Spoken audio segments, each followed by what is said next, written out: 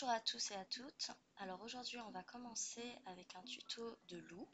Lou, c'est une des robes que vous avez adorées sur la collection de The Coolest Person You Know.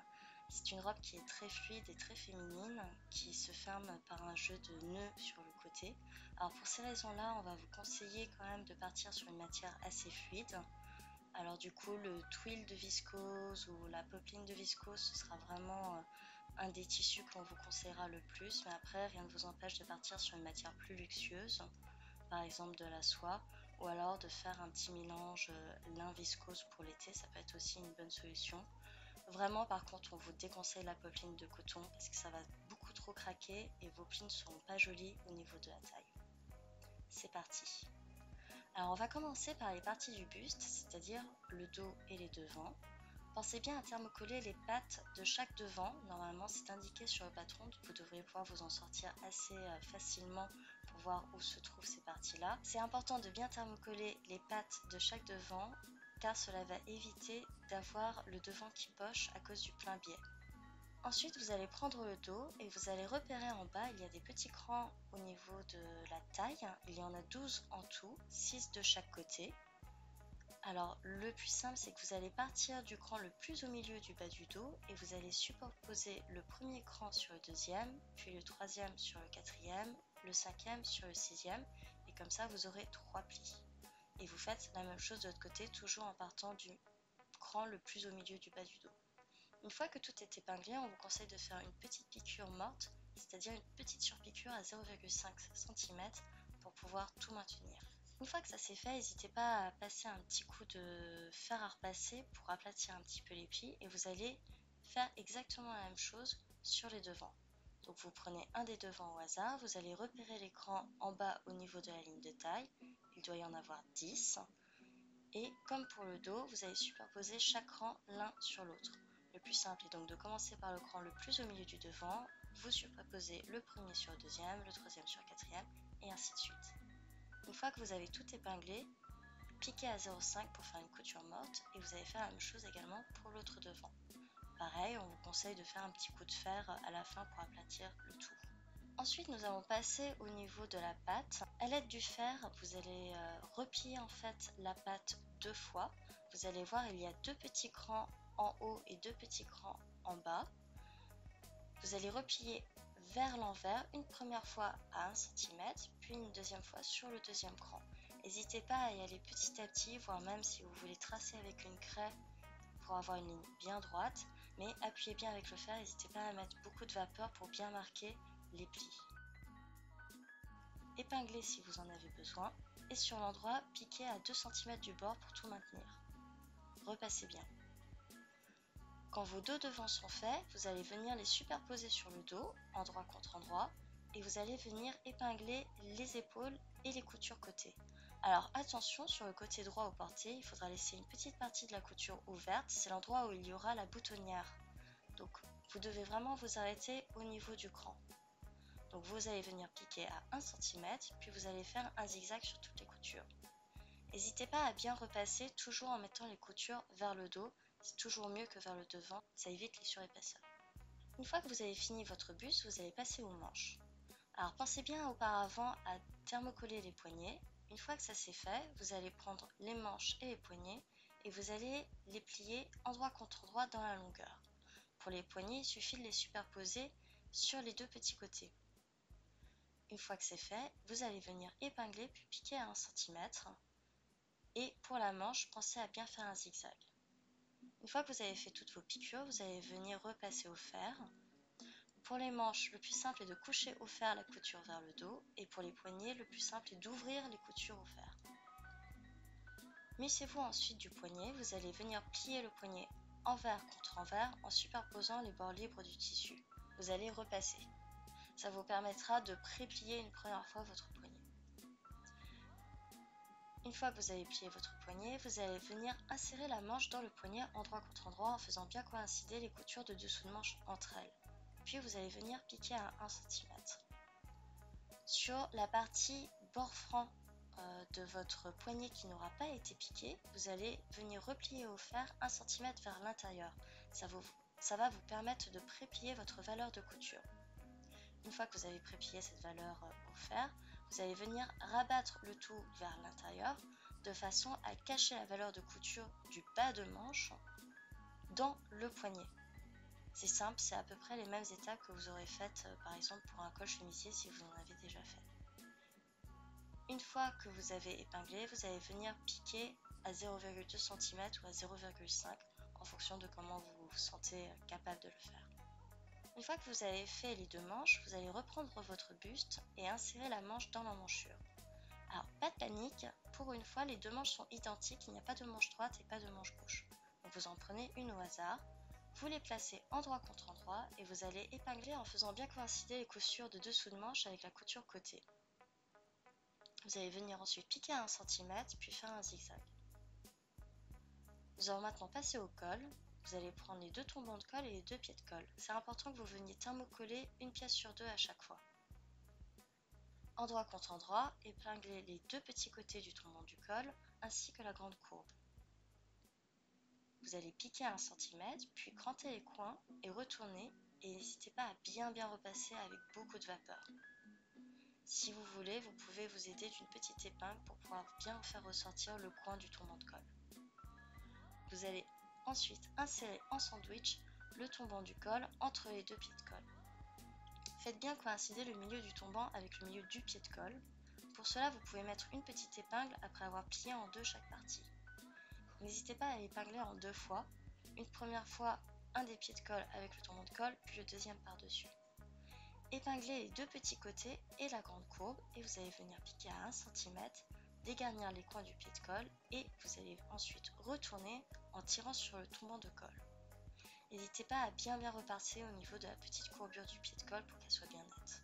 Nous allons ensuite épingler le col au buste, donc prenez votre buste et épinglez endroit contre endroit le bas du pied de colle avec l'encolure.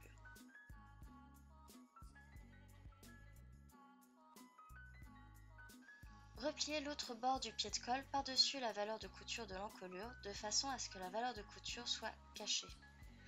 Vous pouvez le faire directement comme nous l'avons fait ou alors vous pouvez venir le préplier une première fois à 1 cm comme nous l'avons fait pour le poignet.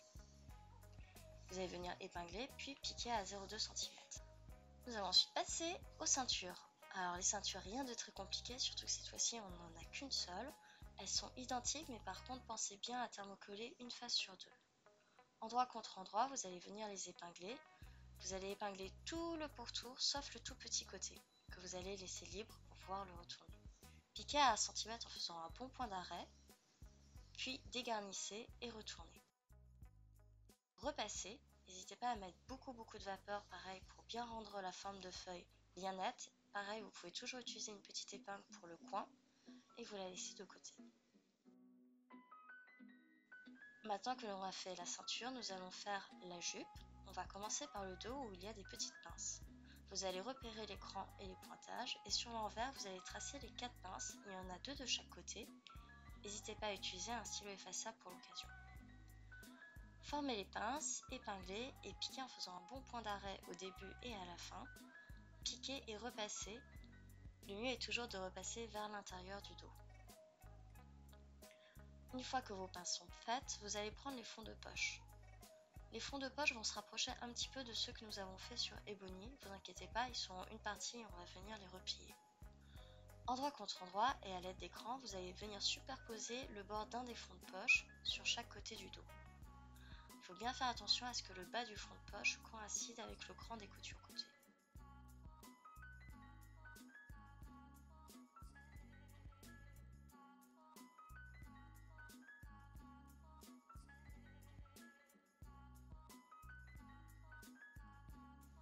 Vous allez venir piquer à 1 cm, puis repasser. Une fois que vous avez épinglé et cousu le fond de poche au dos, vous allez épingler le bord libre du fond de poche vers les devants. Donc là, par contre, faites attention, il y a un devant droit et un devant gauche. Donc faites attention à ce que ce soit bien endroit contre endroit. Vous allez venir piquer à 1 cm, puis faire un zigzag.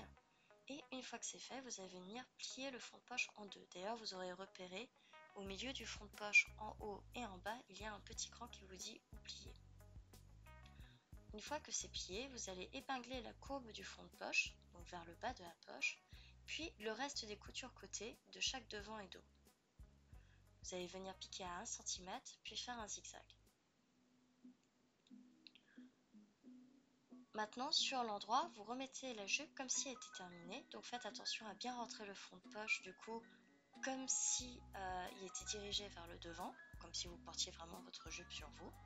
Et une fois que c'est fait, vous allez venir épingler le haut du fond de poche avec chaque devant. Donc le fond de poche de droite avec le devant droit, le fond de poche gauche avec le devant gauche. Vous allez venir faire une petite piqûre morte à 0,5 cm pour maintenir le haut et éviter que justement il ne se rabatte vers le dos. Repassez bien pour aplatir et on va finir par l'ourlet. Au niveau de l'ourlet, vous allez repérer, il y a un petit décroché, c'est normal. C'est l'endroit où on va venir accrocher par la suite la propreté du nœud qui va vous servir à fermer votre jupe. Donc pliez à 1 cm l'ourlet vers l'intérieur à l'aide du fer, du décroché jusqu'à l'autre côté. Vous allez voir, ça fait une sacrée distance, prenez votre temps. Ce que vous pouvez faire éventuellement, c'est faire une première piqûre à 1 cm et repasser par-dessus, ce sera plus simple. Une fois que vous avez pré-plié à 1 cm une première fois, vous allez plier une deuxième fois à nouveau et n'hésitez pas à épingler surtout au niveau des grandes courbes.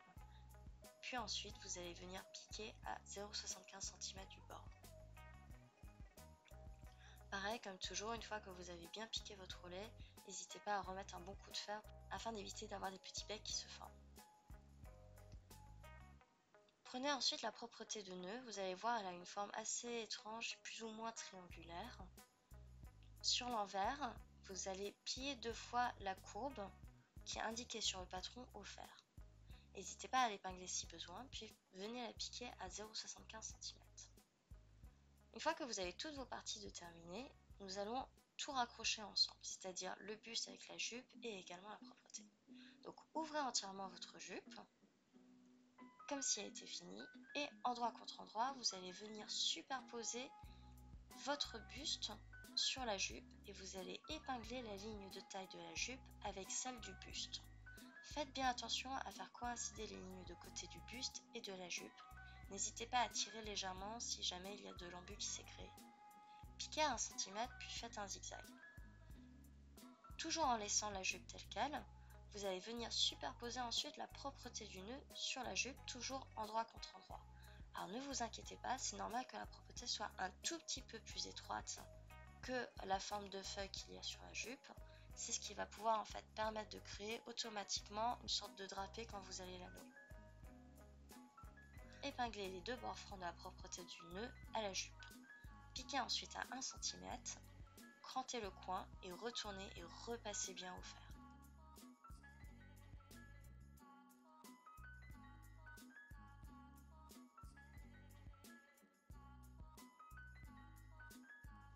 Sur l'autre côté, vous allez venir ensuite épingler la ceinture. Le plus simple est de diriger le bord de la ceinture contre le bord de la robe.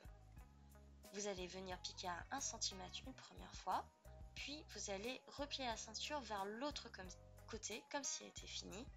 N'hésitez pas à mettre un bon petit coup de fer, vous épinglez et vous repiquez cette fois-ci à 1 cm du bord de la ceinture. Donc ça va vous faire 2 piqûres. Au moins comme ça, votre bord franc de ceinture sera bien caché et bien pris en sandwich dans les 2 coutures que vous aurez faites. Maintenant que vous avez fini d'épingler votre ceinture, on peut dire que l'on a quasiment fini. Il vous suffit juste de coudre votre petite étiquette Make My Lemonade et tada! Vous avez fini votre robe Lou. Voilà, maintenant nous avons fini notre deuxième patron de la collection de Colosse Passion Uno. Nous allons à nouveau effectuer un petit sondage pour départager le prochain patron pour le mois de mars. Donc restez bien au courant de notre actualité sur notre groupe Facebook Lemonade Pattern Corner. Et je vous dis à bientôt pour un nouveau tuto.